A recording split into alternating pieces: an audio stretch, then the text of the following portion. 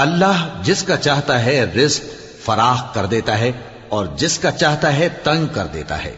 اور کافر لوگ دنیا کی زندگی پر خوش ہو رہے ہیں، اور دنیا کی زندگی آخرت کے مقابلے میں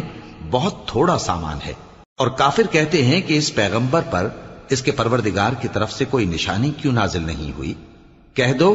کہ اللہ جسے چاہتا ہے گمراہ کرتا ہے، اور جو اس کی طرف رجوع ہوتا ہے اس کو اپنی طرف کا رستہ دکھاتا ہے، یعنی ان کو جو ایمان لاتے اور جن کے دل اللہ کی یاد سے آرام پاتے ہیں ان کو۔ اور سن رکھو کہ اللہ کی یاد سے ہی دل آرام پاتے ہیں۔